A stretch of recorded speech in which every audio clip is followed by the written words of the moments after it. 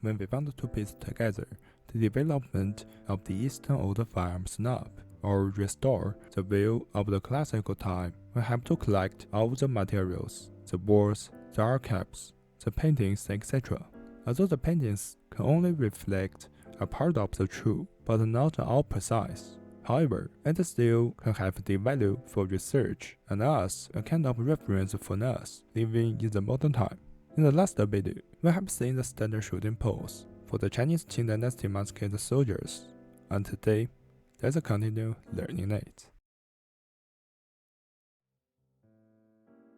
This time, it's another shooting pose. When I studied, I suddenly found that this might be similar to a kind of the Japanese masked samurai shooting position. In order to distinguish the shooting pose in the last video, I may call this shooting style the pose type 2. First, let's watch this kind of masked shooting position type 2. Still on our features, the wall paintings. Because the paintings are detailed enough, we can find more nonsense constantly from the paintings.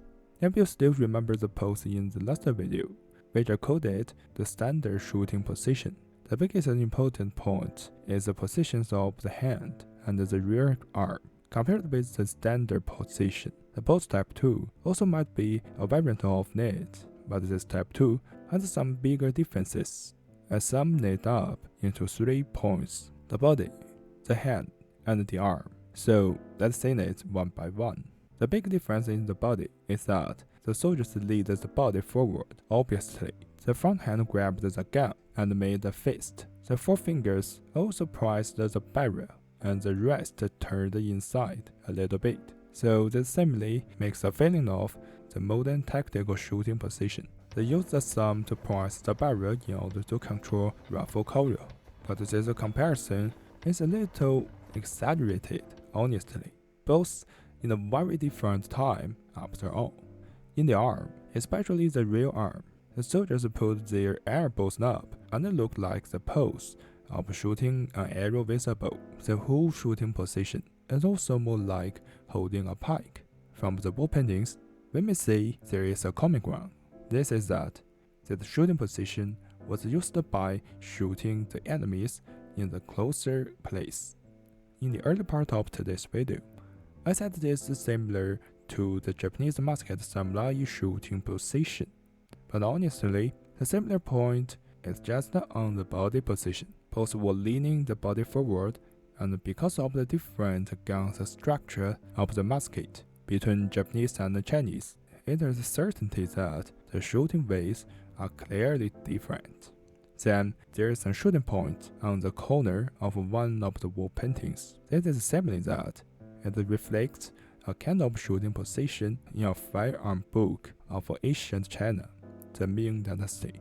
This kind of shooting position shown in the book also was a shooting position against the enemies in the close area. Meanwhile, this firearm book showed us 2 different shooting positions against the closer enemies. As a very classical and famous firearm book, there's also many details which are worth learning. So I'm planning that I may make some serious videos in the future for the book.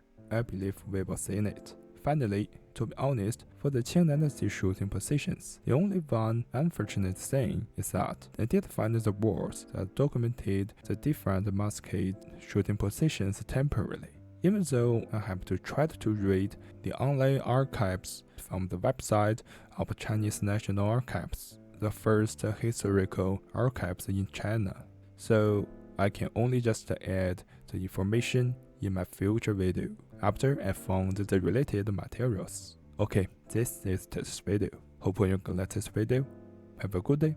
See you next time.